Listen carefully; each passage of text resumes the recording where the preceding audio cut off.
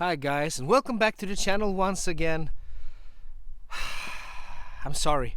I should have put out a couple of videos in these past few weeks, but I actually have some really legit excuses, in my humble opinion. The first excuse is that it's fall. I mean, I don't know how fall looks like in your countries, but fall in Sweden is a horrible, horrible time of year. Everything is just brown and dark green and gray, and it's raining all the time, and I do a lot of my shooting outside, so I'm really just waiting for those moments when the sun peeks through those gray clouds so I can give you some fantastic footage of some watches. And actually have shot some b-roll for the Tudor Ranger and for the Tudor Black Bay Pro, but every time it gets to the weekend and I have the time to really sit down and shoot a review, or I was actually planning to shoot a casual comparison between the Tudor Ranger and the Tudor Black Bay Pro. Every time the weekend comes along, it's horrible weather, just raining all day long, and I just don't want to do it inside because studio lighting is not the same as natural lighting outside. That's the first excuse. The second excuse is that I actually have a baby, and that baby has been really sick these couple of weeks. Actually, this week we had to get him to the hospital in an ambulance because he had some hard time breathing at night. It's called falsk krupp in Sweden. It's a form of diphtheria from the old times, so it affects the breathing area and the lungs and whatever, so he had a really hard time breathing. I panicked. I'm not that tough as I might seem with my beard and my tattoos. I'm not tough at all, actually. So we had to rush him to the hospital in an ambulance and everything. It was a horrible day and a horrible experience. I'm just hoping I think he's getting better now. But anyway, I usually drag these intros out, and people actually tell me about it all the time. So I have to get to the point. I'm not going to show you the Tudor Ranger today, and I'm not going to show you the Tudor Black Bay Pro because I have those videos in stock, and they're coming up, as is the Omega Speedmaster. I actually chose the black one, and why I did is also coming up.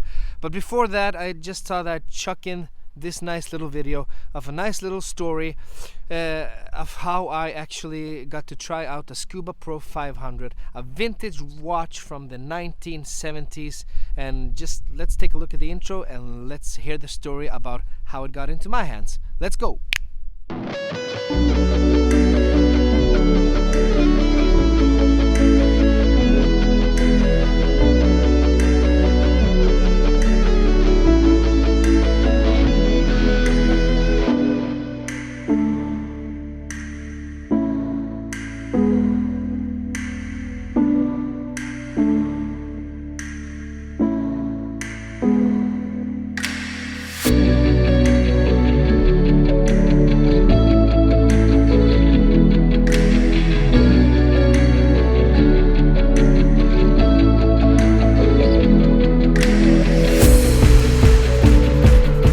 I work at a kindergarten, and this kindergarten is close to a school. It's a big school, and the kindergarten, and we have this handyman.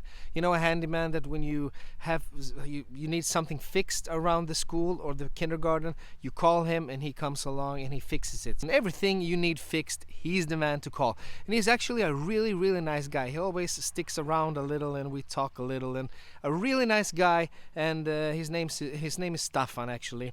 So this video is for you, Staffan, and it's about your watch. So thank you for lending me your watch. So a couple of weeks ago, me and Staffan got to talk about what we like to do on our free time, on our spare time, if we had any hobbies or such.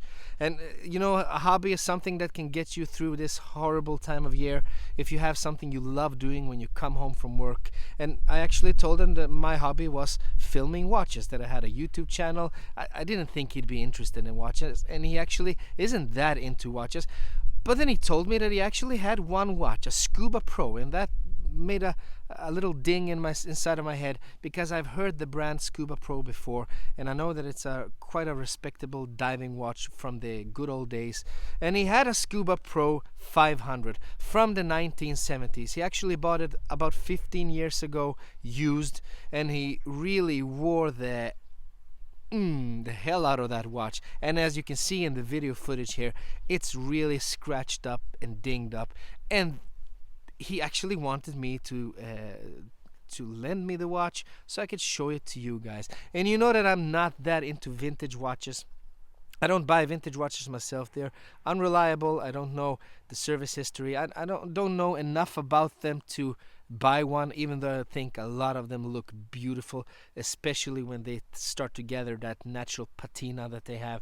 And this Scubapro is no exception. I mean, it is the most beat up watch I've actually showed you guys on my channel, but it's also so full of personality, so full of everyday use, and it's his watch. He used it every day, and he's a handyman. I mean, that watch has gone through a lot of beating through the years, and that was 15 years ago. And then his leather strap broke, and he just put it in a drawer, and he hasn't worn it since. So I'm actually gonna give him a NATO strap, and you can see that NATO strap in this video.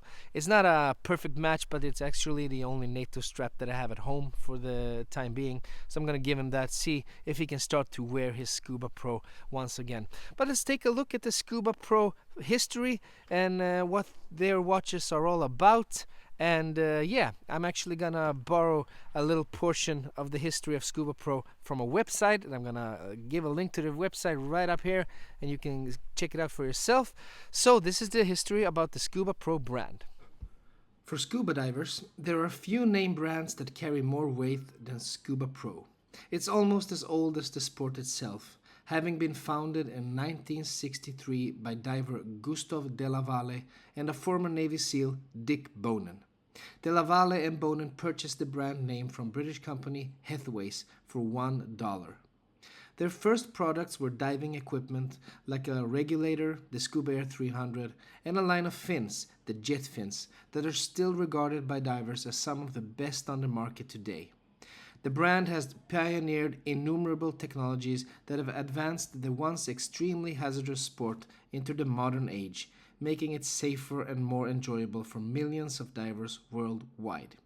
From their wetsuits and sea fins to the legendary Mark II regulator released in 1963 and still being sold today, Scubapro products are known for their quality, durability, and reliability under pressure. When it came to their diving watches, Scubapro spared no expense in specifying components and constructions that met the needs of their professional and military diver clientele, collaborating with different manufacturers over the years to ensure the highest quality product. Admired by dive watch enthusiasts for their unique PVD tuna can design, which was later used in modified form by Seiko, and superb construction, the Scubapro watches of the 1970s and 1980s have a cult-like following today. These Scubapro divers are rarely released from private collections, and the examples that do show signs of many years of worth of hard use in the sport they were designed for. Yeah, and this is actually how the loom looks like. I mean, this is a this is a watch from the 1970s. I mean, this is approximately a 50-year-old watch, 40 to 50 years old, and it still has some decent loom. How about that? That is really great. I mean, it's not the best loom I've ever seen, but imagine how this watch looked when it was brand new. I mean, if the loom held up this way for so long, then I have to imagine that when it was released, it had to be a fantastic loom, because take a look at it. 50 years, maybe 40 to 50 years, and it still looks like this. It's fantastic. Okay, so let's take a look at some dimensions of the Scubapro 500.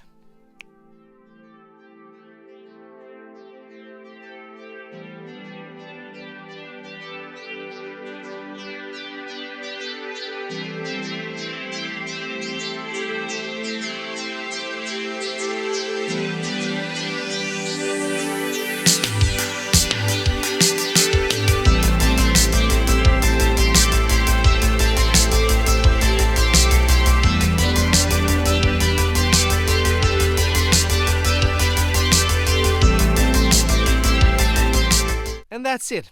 A fantastic watch, Scubapro 500. It has some, it's a beautiful diver. It has some thickness to it, as you can see, but it's a diver. It's supposed to be thick and bulky, and it's a high quality movement. The ETA, it's a really workhorse of a movement, and this watch is still ticking, still running, still feels smooth to wind and everything. It's a fantastic watch. I mean, can you imagine the things that this watch has been through looking like this today, and it still ticks? Don't know about the water resistance, if it's still there or not, and I'm not the one to try that out.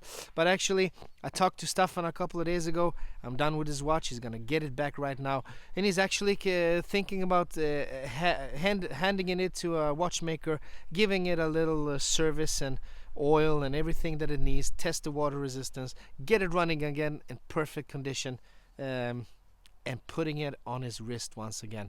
And I really think you should do that, Staffan, because this is a fantastic watch with a nice history from a respected brand, and actually is on par to do the job that it's supposed to do. A well-respected diver from one of the best diving equipment companies in the world that are actually still around today. So if you like this kind of video, a little story, a little personal connection between me and some guy that I actually didn't think would have this gem in his drawer, then please hit the thumbs up button. And if you really liked it, and if you enjoyed the channel so far, please consider subscribing. That means a lot to me. And as I always say, if you didn't like the video, and if you do not like my channel, give me a thumbs down. Tell me why you didn't like it in the comments, and I'll try to do better until the next video. And I promise you guys, as soon as we have some sun, it's actually right over there. It's hiding right between the clouds, right there. But I'm in cinematic mode, so you won't see it that good. As soon as the sun comes up, I'm going to shoot the Tudor Ranger review. I'm going to give you the Tudor Black Bay Pro review.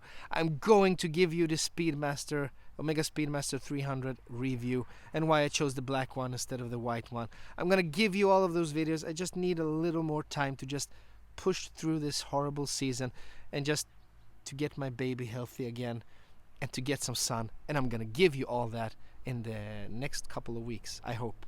Anyway, I really hope to see you again. Sorry for the lack of content once again, but I'm doing my best to just keep up with life. Hope to see you again. Bye bye.